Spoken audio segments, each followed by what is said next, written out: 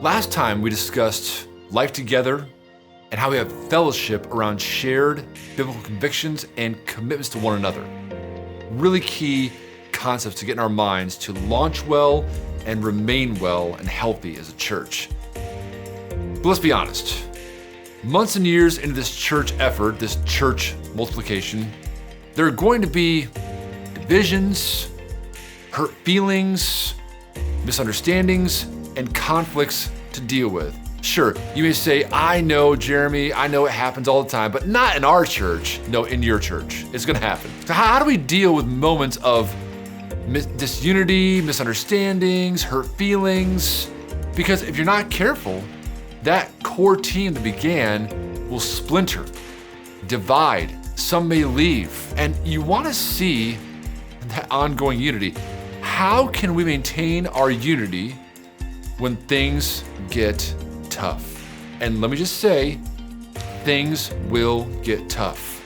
Whether you're engaged in church planting, replanting, or revitalization, the enemy hates what you're doing, And he will oppose at every turn the efforts you put forth to make the gospel known in a community. So recognize one ploy of the devil is to bring about disunity. So how do we then strive for unity when things get tough? So here's some thoughts on this really important concept of striving for unity.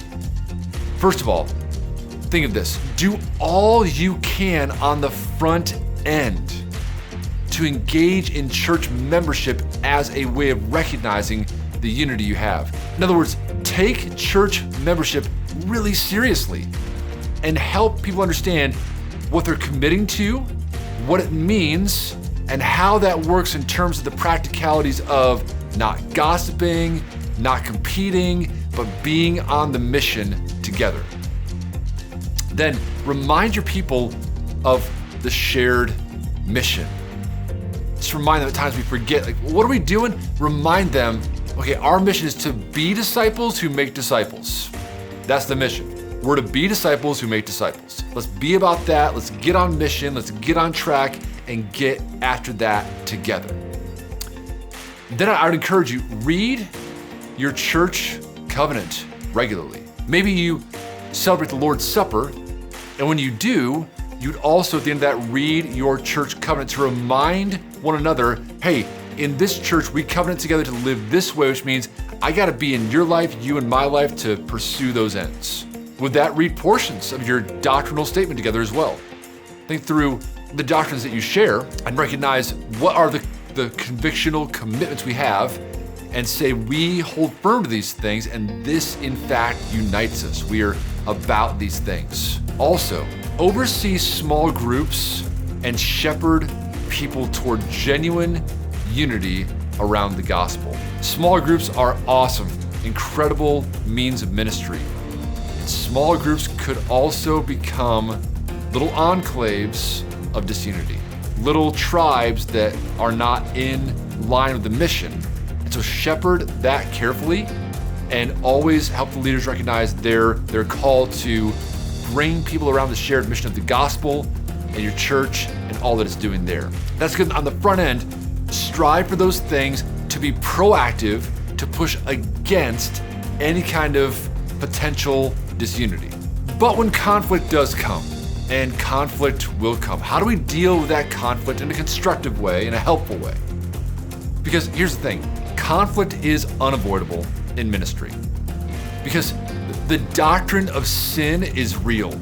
We're all sinners, we all fall short of God's glory, and we're sinful people in the church. The church is filled with saved people, yes, but we still deal with sin. And if we deal with sin in a community, that means we're going to deal with conflict. Conflict can arise within boards, maybe between elders and deacons, between boards in the church, on pastoral staff, with our members. There's all manner of places where we can have conflict and friction go on, and we need to be aware of what's going on, why it's going on, and not be passive and avoiding things, but deal with it as we need to. We need to approach conflict resolution in a biblical way. We need to have a plan. Most times churches just don't have a plan to deal with conflict. They think, well, we'll deal with it when the time comes. That's not a good plan. Hope is not a plan.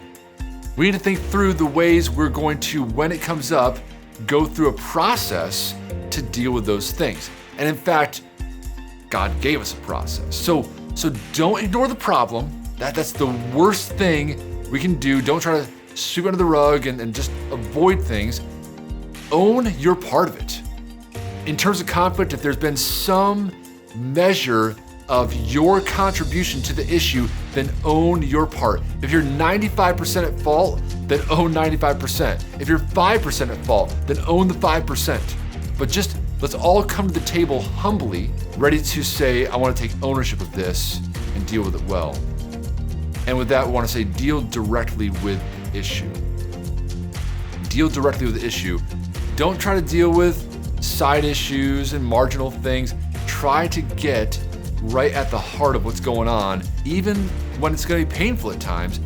This is going to yield long-term health in your church overall. In Matthew 18, we're told, if your brother or sister sins against you, go and tell them their fault just between the two of you. And if they listen to you, you've won them over, which is wonderful. So Matthew 18 actually gives a process in terms of going to a person that's offended and confronting and talking to them. And if they hear you, then you've won your brother and you can be unified in those ways. And there's more to the process if they don't listen to you. But it's really important to recognize we need to be in our fellowship and discipleship open to one another. We need to oversee and be overseen in our discipleship, which means at times we're going to be told things we don't like to hear or have to say things we don't like to say, and that's going to be needful for that ongoing growth. So, in dealing with conflict constructively, be specific.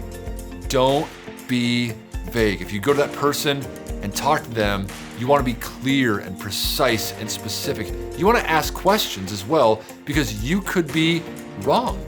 You could be perceiving the issue incorrectly. So you want to ask questions, you want to be humble, you want to recognize you have your own issues as well, take the plank out of your eye to deal with the speck in their eye. All those things come into play here. You want to use a helpful methodology. As I was saying before, have a plan in place and a method in place to pursue what needs to be done. So we want to pursue reconciliation and accountability. We want to pursue being brought back into right relationship with one another and being accountable. That could be me going to somebody directly. It could be me mediating between two other parties to help them come together in unity as well. We need to be mindful of the fact that this is a call on our lives. Romans 12:18 is a really crucial verse on this. It says, if it's possible, so far as it depends on you, live at peace with everyone. We can't control other people, but we can do all that we can do to live at peace with others, to pursue them, to reach out to them, even if it's awkward or hard. It is worth it for the relational aspects of the church. And John 13:34 tells us the world will know us by our love for one another. If they see us fighting, not dealing with conflict well, what will they think? So here's some really practical sorts of steps on conflict resolution when it arises. This is from a book called Peacemaker by Ken Sande. I highly recommend it to you. He discusses the 7 A's of confession.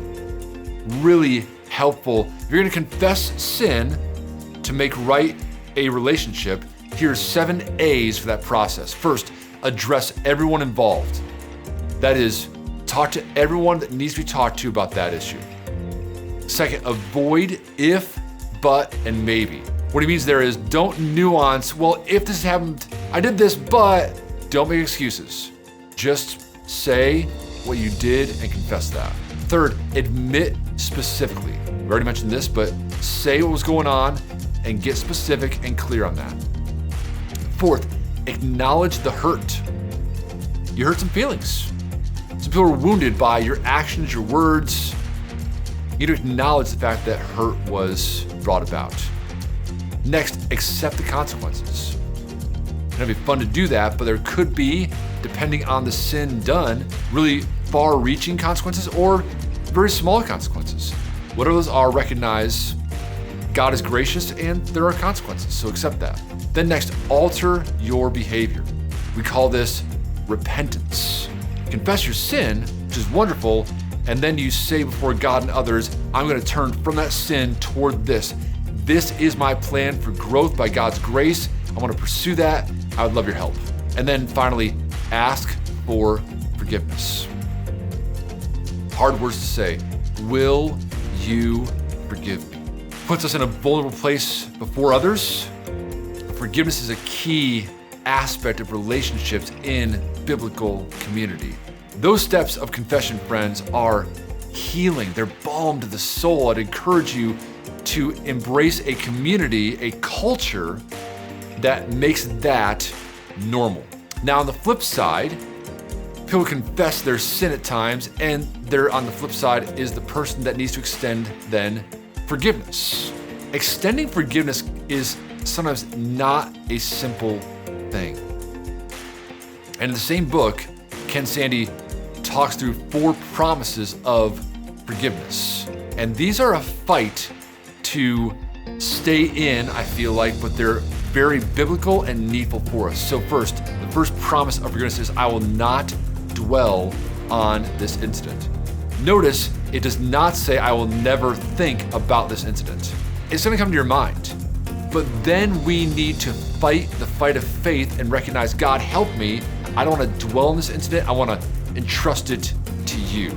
Second, I will not bring this incident up and use it against you.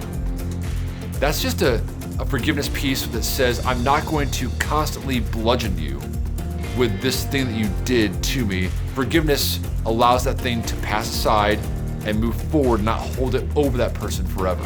Then third, I will not talk to others about this incident. Now, of course, giving legal ramifications of various things that occur, you have to talk to some people at some times in appropriate ways.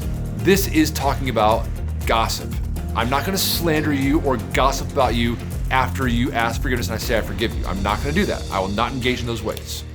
And then finally, I will not allow this incident to stand between us or hinder our personal relationship. Again, there can be very extensive, extenuating circumstances. But in general, this is something that is a wrong done, forgiveness sought, and for you to say, I want to pursue good, ongoing relationship with you as God would have us, and do that as well as I can. Those are steps and promises of forgiveness that God by His grace can grant to us. And I would encourage you, if forgiveness is an issue, it's hard, I understand that, many of us would. I'd encourage us to just ponder Ephesians 4:32, which says, we forgive as God in Christ forgives us. If you're having trouble forgiving, ponder the gospel of Jesus Christ, where God forgave you and I, though we're undeserving. So practically, I'd encourage us with action steps here to, first of all, proactively pursue unity. Don't be reactive, be proactive. Do all you can up front to ensure you'll be aligned and ready for those moments. Then next, don't be a person that brings up conflict for sinful reasons. Don't be a person in the group, in the core team, in the church that is stirring up conflict and doing so in a way that's just fleshly and sinful, unhelpful. We don't want to do that. We want to avoid things, but neither do we want to stir things up in an unnecessary way. Love can cover a multitude of sins, as 1 Peter says. And then, don't shy away from conflict. Some of us are flight people. We need to handle this gently, humbly, responsibly. Don't shy away. Deal with conflict in a biblical way. Matthew 18, Galatians 6, 1 and 2, those 7 steps of confession and 4 promises of forgiveness. Deal with it in a biblical way.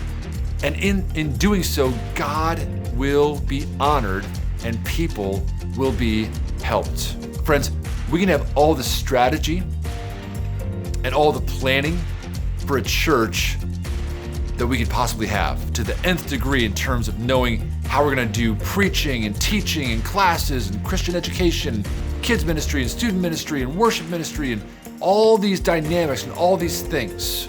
But if we are not healthy as a community, unified around the gospel, dealing with conflict responsibly, there'll be a rottenness on the interior of our church that needs to be dealt with. So I encourage us, let's engage with one another in ways that would pursue peace that comes through the pursuit of gospel living.